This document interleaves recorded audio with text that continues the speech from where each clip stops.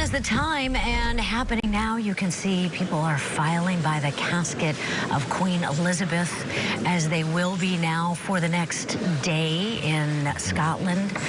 You can see it's adorned with all of the coins, all of the medals and everything. Medals that she had, her crown, which is incredible, with the crown jewels on top. And people just being able to file by one in Scotland may be an easier chance as long as it'll take than they will when it gets to London, because there are beyond tens of thousands of people that are waiting for the casket to arrive to begin the observation period there. Right, yeah. So 1 week from today, as we understand it, the funeral will take place. It's one of the big stories we're going to be following for the week ahead. King Charles III, who we saw here at this remembrance ceremony in Scotland earlier in the morning, was in London addressing members of the British Parliament there in a ceremony, doing that for the first time as king, so that was a moment in history as well. It's a new era for the monarch. Let's go to our Crown 4 correspondent, Justin Campbell, who's live at Westminster Abbey with what's going on. Hi, Justin. Hey, Daria. Hey, James. Yes, this morning, King Charles III addressed lawmakers inside of Westminster Abbey. That is this church behind me. You can probably hear the bells if you're not familiar with London. But this is the start of a new era, and it is how he will interact with Parliament. You can look at your screen. We have some video from this morning when he arrived here being greeted. Inside, former Prime Minister Boris Johnson and other lawmakers were there. King Charles told Parliament, Parliament is the living and breathing instrument of our democracy. He also spoke about his late mother, Queen Elizabeth. Take a listen to what he had to say about her.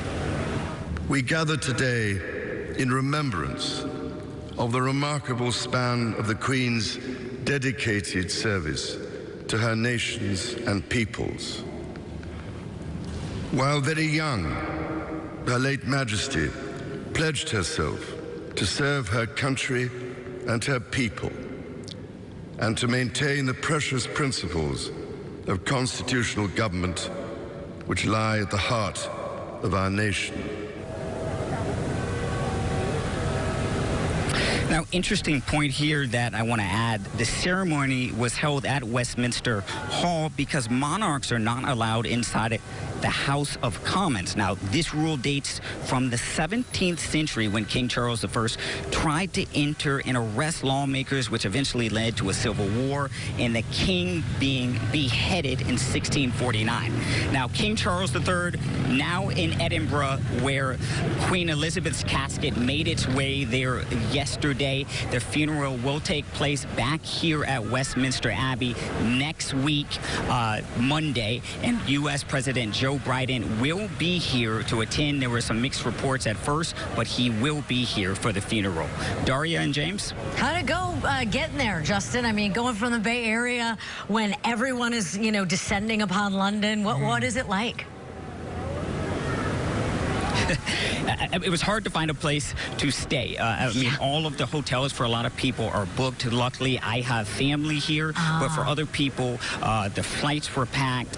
Thousands of people are here. You're trying to make a cell phone call. You can't get out an email. Even just communicating with the station, it has been very difficult.